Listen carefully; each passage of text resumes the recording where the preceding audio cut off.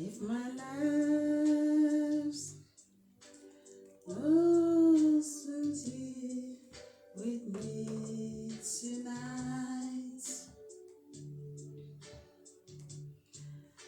Happy Valentine in advance to you, Grandma Young Lady fans. Nyame Shramo.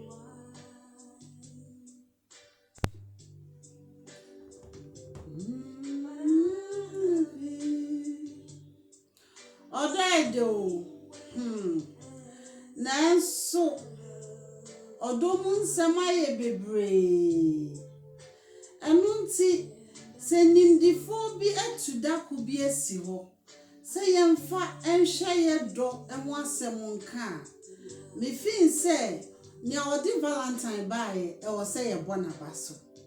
Esan se nipa bi wo ho a se wo so begyae won a afimu ni nyina odo no on renew she se do be sha afinase no saa no de be kwa wie se yefufuo ni nkwan a yefufuo ni nkwan da bia banku ni nkruma a banku ni nkruma da bia na aduane kro se efuno enti sa akwanya base se wo se Valentine yesisem se de matwa nwom na mamona e wo se yesisem odo ede na de ni ama wotan edi enim kan na odo mum aka akire enso nka odo e na yedidi nkan wa de nyina mu enu nti odofo me ma happy Valentine in advance na o budget ene say enu so hia me pa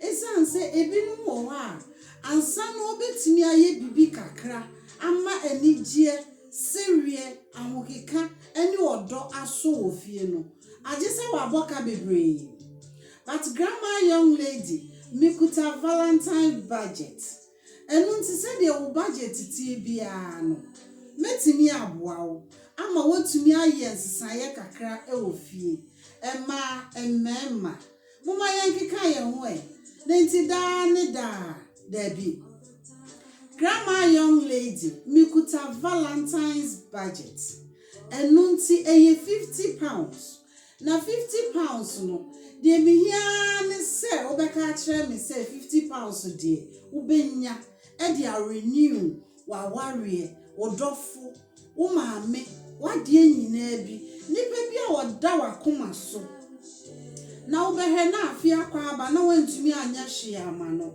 but wo £50 enso hunhunu ne a wobetumi di aye eye wo se £50 de ya na beto enu nti hunhunu se wonye se ma wonye odofo ye me hye hunkunan se freme na meboa wo na de wodi wo £50 no be ya ama odofo no ebe shock you odo ede asumdwe ebe fi odo ede nkabomu ebe fi odo manipa akoma eto ne yem odo esayare odo mponti obi a na oda owo mpaso oti ne dofo bi nka oti nani the power of love. Do not underestimate love, because with love we can move mountains. Grandma Young Lady mikuta Valentine budget me pacho ukuta £50 unhu nia obetumi di aye ai this serie bebe fie ebe ma odofo ebe fie ahokeka bi ebe koso enije sonko ebe koso dia enu nti na matena medwemu frame 0755 148 1065 na waka I say UK enu nti wo de +44 ebe share ni £50 budget for Valentine. It's wow. It sounds unbelievable, but my dear, trust me. Just call me that number on WhatsApp. Na £50 be you will be shocked. You will be speechless. Na it will be mind blowing. Penesa. So penesa dia my yankeka ye ho Valentine mu. Na yenkyere ye do enkyere ya dofo. £50 budget. Na se wo more than that crowd ya ene na che say odo besa ma broso. Odofo ewiase de na ye kire. Ewiase ye bai se ye be kire ye do. Na ye breso a na ye san ko. Na de na odo enwan ye den amani pasese. Ye di odo ato nchen. Ana ye hwehwe bibi foforo. Na ye fin say ye hwehwe wi a na ya ba be fa odo. It doesn't work like that. Enunti amani pa bebre omo ahwere omo adofo. Okope de na wo pani wie no. Oba ye na odo ni ni homa no. Na obi nso de na ye ne dofo. Enunti ni awodo no. Emri kakra yi mu show wate. Ni awodo no. A wontumi nka enso wes bi show mu. Sa wes na ya yaresa wo. Wodofo ni nya sa wes na. Odi ko another level. Eye healing mano. Esa ye mpuntu wona brabo mu. Enunti sa simbi da so hye wakomo.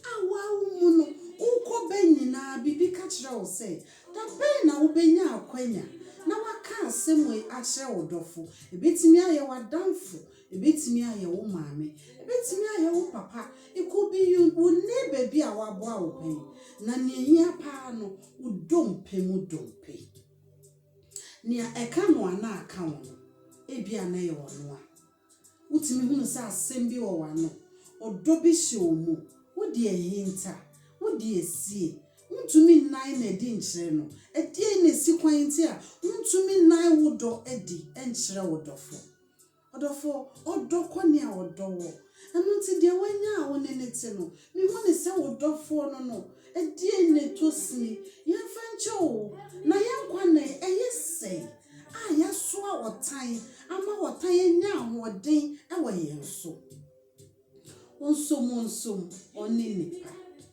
You ready a share wodofo. Happy Valentine in advance. £50 budget. Se wo hia memo a me pacho e ma no me mamu clue kakra. O baby wo £50. But o share was na 50 de dey ya na betimi aye. Odofo ma me nkyere wo. Wo betimi akọ Amazon. Wo betimi akọ TK Maxx online. Wo betimi ato cushions mienu. Cushions mean no won't spending more than £10 and a maximum £15. Oh, yes, when your club back home. Now what of fitted sheets? I know so it comes with pillows and also so you are on budget. Will be around £20. Now no so why a successful one. Pillow covers beer. I am multicolors be and a plain green, lovely red color beer when you jam. Now no so what?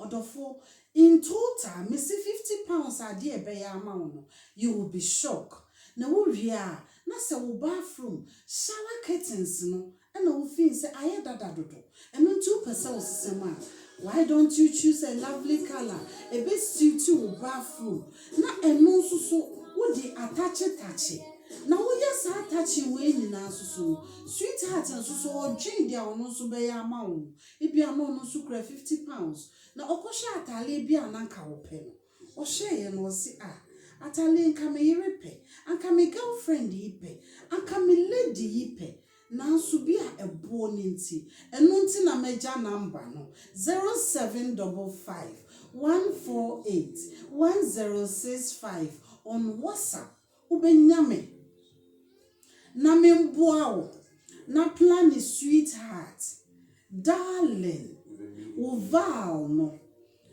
estimate no £50. £50 Valentine budget. It sounds so good. Now it can make a big difference in your home. And unti misremo, mfa ngokika ensha Valentine yimu. Na ya mane boring. Senye da no.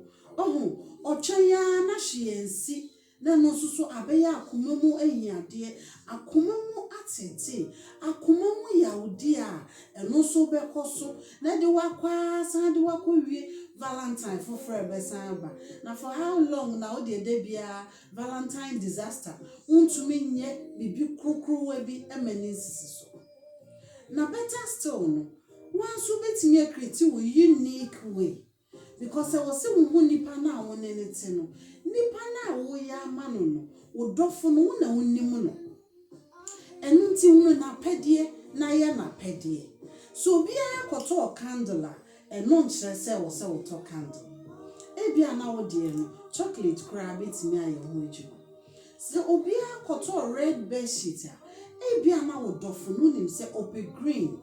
And until you don't have to go for it, and until you can change your color to suit your loved ones. And also, now me patrol, so when you are down for now we're taking a decision. Near all year, I want a dog for no. Sassy we ya, me patrol, and non say, and was so we exact the same. And none of these disasters are a ba or Valentine moon, a ba. Now down for cotton red. But on no say, ne re, ne honey, ne sweetheart, ne husband, ne auntie, ne mameno, on pesa colors. So go according to your loved one's colors. Send your bear, and also Eddie Akomatoyem, a bebe fee. £50 Valentine budget. So £50, ye Valentine. Na se wo more than that dia ene na creativities no ebe koso saa na ebe ye enika na ebe ye eniji na ebe ye eniso mi fanyum ni shemana Valentine yo Valentine Valentine yo Valentine Valentine yo Valentine odo wo yin no tan dinkan Valentine yo Valentine Valentine yo Valentine odo jija mon fe janshim odo kanie du mon so candle Valentine yo Valentine Valentine yo Valentine odo jija mon fe janshim odo kanie du mon so candle ade na munjaya warie ama ejija na kania ewo munso edum na candle nso simon chen na muntimi nso bi wahu se wonim Valentine obi ama wo hu Valentine enu nti ye hunu de ebu ye de gusu enye yo enti mi pacho.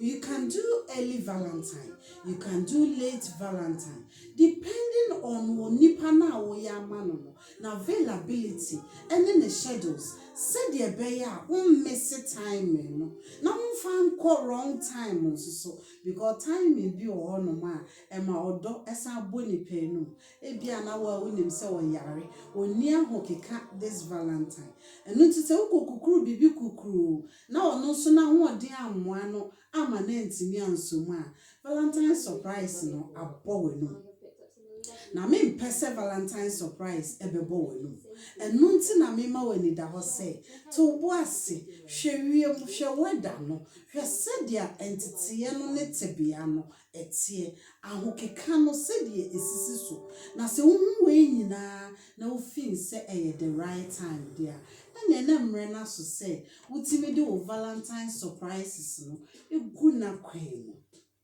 na makados emremu my kisses emremu my passionate love be enye connected send ye beya Valentine no ebe so ye nyina ye other for me my happy Valentine fa okeka shim na obetumi aye bia e this series ebebe fi bo hu modern na ye na yentumi hwe odon ne enya ne trasa yenkwa na ye wa na ye wo ewum yo na yetutu hyeda akosi dabe enkosi dabe ne beka se eneme ni ye kokosachi oso ochina mesimi dan na ochina aba na wansi ni dan na adichi ye foforo aba na wansi ni dan debi o emri ni ho se ne da meka no enu nti breya odofo da so ye odofo yi wo ready e kire no na enhira wo mu enkwatenti wo enyonyam ewom na esen bie kwan akese